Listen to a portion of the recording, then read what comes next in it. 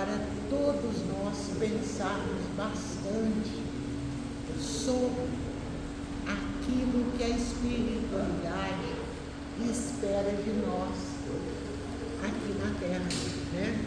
Eu ouvindo essa última canção que o nosso irmão mandou, onde ele diz que existe muita luz, quanta luz há nesse ambiente. É preciso que a gente lembrar que Deus tem para nós a oferecer isso, muita luz, desde que nós seguirmos os seus preceitos. E nós vamos falar muito sobre isso nesse nosso estudo de hoje. Nem todos os que dizem Senhor, Senhor entrarão no reino dos céus. É um estudo um pouco Deus, um pouco puxado. Por quê? Porque ele vem reclamar de nós, que nós façamos o que Deus nos ensinou. E quantas vezes, não é mesmo? A gente não consegue fazer. E é importante que a gente pelo menos tente e continue tentando 1, 2, 3, 4 vezes até conseguir, né? Então, esse tema está lá no Evangelho segundo o Espiritismo, no capítulo 18, muitos os chamados e poucos os escolhidos, né? E nesse capítulo, Allan Kardec vem nos orientar sobre a nossa entrada no reino dos céus. Ele fala assim, reino de Deus, reino dos céus. Mas alguém já se perguntou onde é que fica o reino dos céus? Onde que ele fica? É um outro estado? Tipo, Minas Gerais é um estado? Ou é um país, como o Brasil? Onde é que fica esse famoso reino dos céus? Então nós vamos falar assim, rapidamente, sobre o histórico dessa denominação. Antes de Cristo, e até bem pouco tempo atrás, algumas religiões prometiam aos seus fiéis, ou seja, aqueles que a seguem, né, um lugar bem alto, acima das nossas cabeças, destinado a ser a morada da alma depois desta vida. E ali, né, a pessoa desencarnaria, iria para esse lugar alto e ficaria ali eternamente em contemplação, estagnado, sem fazer nada, só contemplando as maravilhas. Tá. Durante muito tempo, essa foi a teoria dominante. E depois se acreditava na existência de vários céus. Não havia um céu só não, eram vários, né? Uns sobre os outros, assim como se fosse um edifício de apartamento. Eu moro num edifício de apartamento que tem 15 andares. Então, cada andarzinho seria um céu. E cada céu, um acima do outro, era um céu melhor do que o de baixo. Ou seja, a Ana Cláudia morava lá no primeiro andar. Aí, como eu, Valéria, moro no 11º, eu estou num céu muito melhor que o seu, concorda comigo, Ana? Pois é, muita gente acreditava nisso, certo? Né? Agora, a opinião mais comum que prevaleceu durante muito tempo e que ainda prevalece, principalmente nas religiões orientais, é que existem 7 céus. Inclusive é por isso que ainda hoje, quando a gente quer falar que uma pessoa está muito feliz, está alegre demais, fulano está no 7º céu. Porque para essa teoria, o 7º céu era a gradação mais alta dos céus disponíveis para nós. Era a felicidade suprema, né? Com todo respeito, os muçulmanos até hoje acreditam na existência de 9 céus, né? E em cada um desses céus, os fiéis têm a felicidade aumentada. É a mesma coisa que eu falei agora mesmo sobre edifícios de apartamento, mais alto, melhor, né? E teve um astrônomo chamado Ptolomeu, que esse foi além de todo mundo, ele contava 11 céus, né? E o último era o lugar da glória suprema, da felicidade suprema, que se chamava Empíreo. Então isso aqui é só um históricozinho para a gente introduzir no principal do nosso bate-papo de hoje, que é sobre o reino de Deus e o que é necessário a gente fazer para conseguir entrar nele, né? Gente, então, de acordo com todas essas teorias que nós falamos aqui, o reino do céu seria um lugar físico, assim como é aqui o Uberaba, é uma terrinha física, a gente está pisando aqui, né, bonitinho. Seria um lugar físico, só que situado além do nosso planeta. Era como um outro planeta acima do nosso, que seria o reino dos céus, para onde iriam aquelas pessoas que após o desencarne, que antes do desencarne, tivessem demonstrado o amor ao próximo, principalmente através do quê? E aí que a gente vai entrar através de atos exteriores, ou seja, atos que todos pudessem ver, né? Então, e até hoje, né, nós estamos acostumados a dizer, quando alguém desencarna, a gente fala assim, ele está num lugar melhor que a gente. Não vejo que eu falo isso, mas eu ouço muita gente falar. Semana passada mesmo eu ouvi um amigo falar sobre o tio dele que faleceu. Mas ele está num lugar melhor que o nosso, né, galera? Com certeza. Vai fazer o quê? Então, gente, essas crenças, por mais estranhas que possam parecer para nós hoje, essas crenças eram muito comuns nos séculos passados, mesmo aqui no lado ocidental da Terra. E ainda hoje existem crenças muito estranhas para nós no lado oriental, né? Agora só que para nós, os cristãos, essas crenças tiveram uma reviravolta grandiosa e, em alguns pontos, até assustadora.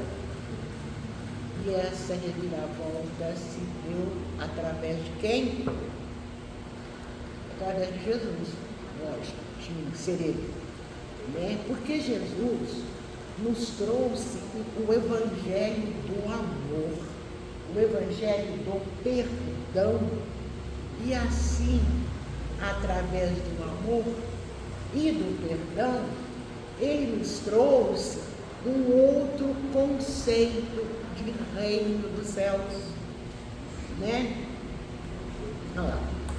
Jesus disse: o reino dos céus não está aqui, nem ali, nem acolá, ou seja, em outro lugar, porque já está entre vós. Difícil, né? Para quem como nós, humanidade, acreditamos por tantos séculos que o reino dos céus era acolá, era em outro lugar. De repente, chega alguém e diz: olha, não é nada disso não. O reino dos céus está dentro de cada um de nós. É difícil, é por isso que eu disse assustador, mas ao mesmo tempo maravilhoso, porque torna esse reino mais próximo de nós, não é mesmo? Segundo o Espiritismo, o reino dos céus não é um local para onde a gente vai, não. O reino dos céus é um estado de espírito, é uma maneira como a gente se sente, porque estado de espírito é isso, é a forma como nós nos sentimos sobre as diversas coisas, os diversos aspectos que compõem a nossa vida. Então, o reino dos céus é um estado de espírito, é um sentimento de plenitude, não é um lugar físico, de forma alguma. Porém, esse estado de espírito, ele não tem de graça, não. Ele tem que ser encontrado por nós. Jesus Cristo falava muito através de parábolas. Na época em que ele esteve por aqui, ele falava por parábolas, porque nós, naquela época, ainda não tínhamos a necessária inteligência, o nosso princípio da inteligência não estava tão desenvolvido para que pudéssemos aprender seriamente o que ele queria dizer, e muito menos aceitar, porque como ele falava lá naquela parábola do festim das bodas, o rei havia convidado várias pessoas, os primeiros convidados para esse jantar foram os hebreus, que se negaram a ir. Por que eles se negaram a ir? Porque eles não aceitavam, não acreditavam naquele rei, que na realidade essa parábola, que não é dela que nós vamos falar, estamos só fazendo, era Deus. Então, quem não aceitava Deus, não tinha como aceitar nada sobre o que nós estamos falando, não é? Como Jesus costumava falar sobre parábolas, ele usou 2 parábolas para explicar o reino de Deus e a importância que ele tem para cada um de nós. A primeira foi a parábola do tesouro escondido e a outra a parábola da pérola de valor inestimado. Eu coloquei as duas aqui porque as duas têm o mesmo significado. A parábola do tesouro escondido diz que havia um homem que era bastante abastado, tinha os bens, só que ele estava procurando um tesouro que estava escondido em algum lugar, que ele precisava achar esse tesouro, porque esse tesouro continha tudo que ele precisava. E para conseguir achar esse tesouro, ele usou todos os seus recursos financeiros e comprou a área de terra onde ele havia sido intuído espiritualmente, não sei se ele foi intuído, que estaria esse tesouro. E cavou durante muito tempo, encontrou o tesouro escondido. E para ele era a maior felicidade. A mesma coisa é a parábola da pedra. Havia um comerciante que trabalhava muito, que também tinha muitos bens, e que em sonho viu uma pérola, que para ele seria a coisa mais importante do mundo. E ele foi procurando essa pérola, e nesta procura ele vendeu tudo o que ele tinha, até encontrá-la. E encontrou a sua pérola e ficou feliz. Então Jesus, ele comparou o reino dos céus a esse tesouro escondido no campo e a essa pérola de grande valor. Porque esse tesouro e a pérola, hipoteticamente, simbolizam o interesse, a vontade que nós devemos ter para o nosso aprimoramento espiritual. Se você quer muito uma coisa, o que você tem que fazer? Você tem que procurá-la. Você não pode desistir dela. A gente precisa procurar até encontrar, não é mesmo? E esse aprimoramento espiritual nosso, ele não acontece da noite para o dia. Ele se faz muito devagar. Ele é lento, mas deve ser sempre contínuo. Lá no Livro dos Espíritos, a primeira questão do Livro dos Espíritos é a seguinte pergunta: se nós temos condição de conhecer a natureza íntima de Deus? Os Espíritos respondem que não, porque nos falta o sentido. Só que a palavra sentido, lá no Livro dos Espíritos, tem a significação de uma forma de viver, uma forma de aprender, uma mudança de atitude, certo?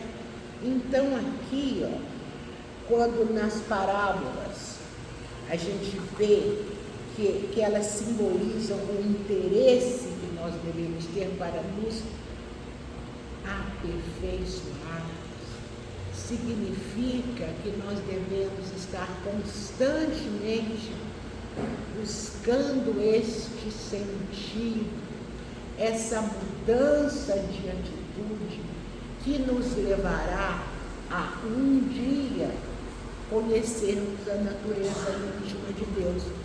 E se vamos conhecer a natureza íntima de Deus, nós também vamos conhecer totalmente e sentir plenamente o reino dos céus em nós, não é mesmo? O que isso equivale a dizer? Equivale a dizer que a cada dia da nossa vida nós devemos e podemos nos examinar e ir trabalhando uma virtude até conseguir adquirir.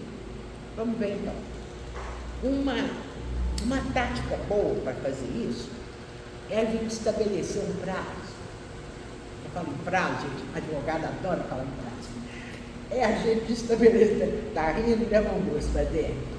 É uma palavra que eu acho que eu falo pelo menos 30 vezes por dia. Então, é a gente estabelecer um prazo para a gente conseguir dominar o nosso ser e adquirir uma virtude. Eu vou usar o meu exemplo, porque se eu falo de mim, não estou incomodando ninguém, eu falo de mim. A dona Valéria aqui, é uma pessoa muito impulsiva. A dona Valéria que sempre, quando a dona Valéria pensa em falar alguma coisa, aquilo já saiu e as consequências já aconteceram e depois eu levo um tempão para consertar. Então, a impulsividade é um defeito que eu tenho que controlar em mim, né? E para isso eu preciso ter o quê? A virtude da paciência. Por isso que eu ri muito mais cedo, quando um de vocês falou que, nossa, Valéria, você tem tanta serenidade para falar. Foi por isso que eu ri. Porque eu sou uma pessoa impulsiva e, consequentemente, eu sou serena.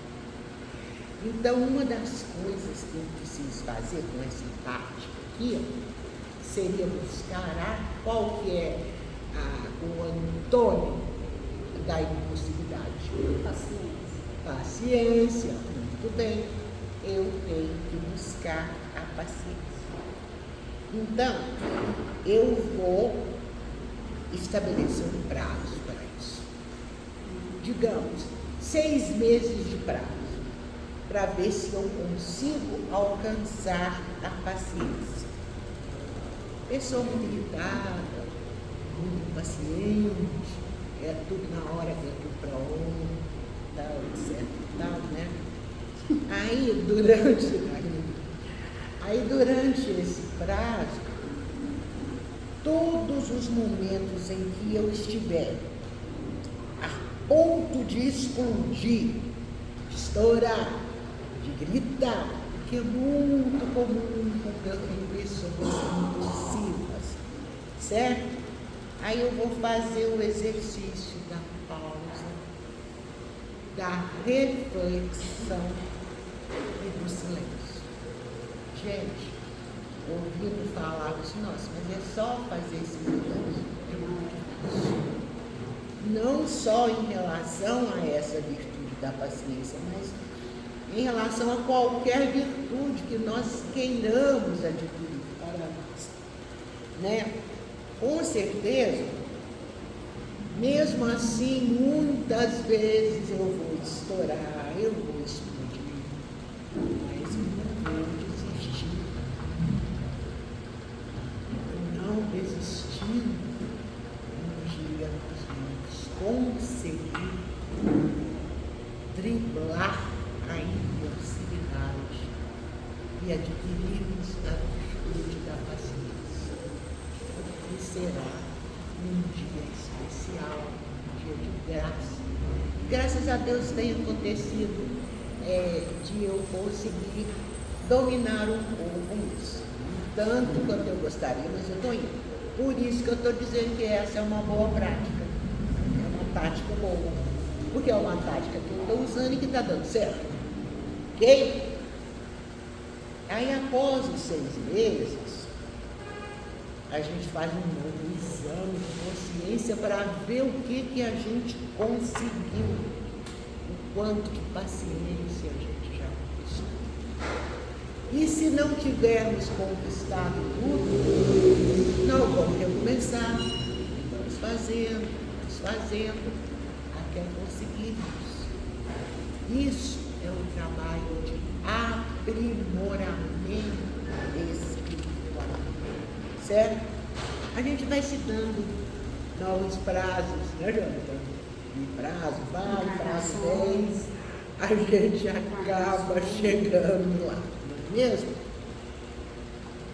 Quando nós acreditarmos que estamos melhorando com um aspecto, aí nós podemos começar a trabalhar outro. Nós podemos começar a burilar outro ponto, até chegarmos a tão falada e esperada renovação íntima, que é a principal característica para que um dia, bem distante, a gente conheça a natureza íntima de Deus. Pelo menos foi o que Kardec falou lá no Livro dos Espíritos, certo? Agora a gente tem que levar em consideração uma coisa: o mais importante não é realizar coisas grandiosas, não. O importante mesmo é a gente fazer pequenas coisas, mas todos os dias, e muito bem feitas. Quer ver um exemplo dessas pequenas coisas? Às vezes acontece que você está saindo para trabalhar, né? Você está andando e tal, e passa por pessoas. E passa por você uma pessoa que você conhece, essa pessoa está com o rosto sério, está com fundo. Aí você dá um sorriso para aquela pessoa e fala: bom dia, tudo bem? Gente, é impressionante o quanto esse pequeno gesto modifica psicologia daquela pessoa.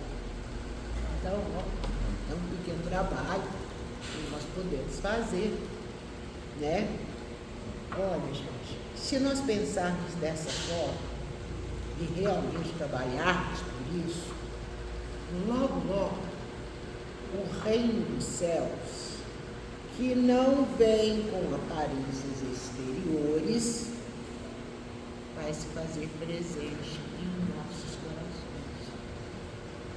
Porque se nós não fizermos isso, caso contrário, nós seremos religiosos, mas nunca seremos cristãos. Aí eles vão perguntar assim, cristão, religioso, qual que é a diferença entre um religioso e um cristão? Né? Lá no Evangelho segundo o Espiritismo, há uma pergunta. É a seguinte, bastará dizer, sou cristão, para que alguém seja um seguidor de Cristo? Não. Muitas vezes nós temos a aparência da cristandade, atos exteriores, mostramos aos outros que estamos seguindo a Jesus, mas na realidade, no nosso íntimo, na nossa vida pessoal, nós não praticamos nada, demonstramos. E isso acontece com todo mundo, em maior ou menor grau. Então, gente, aí nós não seremos cristãos, nós seremos religiosos. É por isso que nesse estudo de hoje, a gente está falando que nem todos que dizem Senhor, Senhor, entrarão no reino do céu. Porque todos os que reconhecem a missão de Cristo dizem Senhor, Senhor. Mas de que serve a gente chamar Jesus, a gente chamar o Mestre, a gente chamar o Senhor, se nós não seguirmos os preceitos dele, né? Jesus é o quê? É o maior exemplo de amor, de caridade, de fé que existe. Se nós não fazemos isso, de que adianta? Não são cristãos aqueles dentre nós que honram Jesus com atos exteriores. E olha, nós temos religiosos em todas as religiões. Nós temos espíritas religiosos, católicos religiosos, evangélicos religiosos, budistas religiosos. Ser apenas religioso não é privilégio de uma única religião, não. É de todas. Em todas há cristãos e religiosos.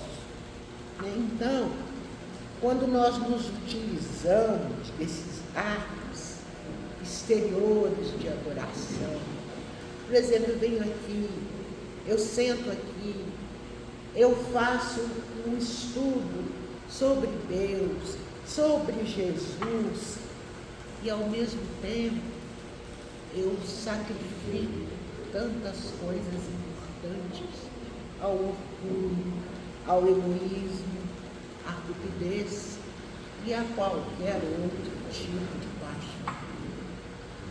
Eu estou evoluindo? Não. Eu estou agradando a Deus? Não estou, não. Os discípulos que passam os dias em oração, mas agem de forma totalmente diferente na sua vida pessoal e para com as pessoas que com ele convivem, serão aqueles que entrarão no reino dos céus? São não. tá? É preciso que a gente seja efetivamente caridoso e efetivamente amoroso para com o próximo. Porque o Evangelho diz que fora da caridade não há salvação. E Jesus diz: ama o teu próximo como a ti mesmo. Então é isso que nós temos que fazer, gente. Não há outra saída, não há outra forma para atingirmos o reino dos céus. E o Livro dos Espíritos, ele nos fornece o único modelo que nós podemos seguir para atingir esse fim. Olha lá. No livro Levantar e Seguir, entendeu? Que vem do Livro dos Espíritos, ele fala dos falsos profetas, o Emmanuel. Que o Emmanuel ele vê, porque nós, quando nós estamos sendo apenas religiosos, não somos mistificadores, nós somos falsos profetas. Veja, falso profeta não é somente aquele que perturba o serviço da fé religiosa, porque a gente tem, infelizmente, tantos exemplos, né? Também na nossa doutrina espírita, de irmãos que realmente perturbaram o serviço da fé, e em outras religiões também.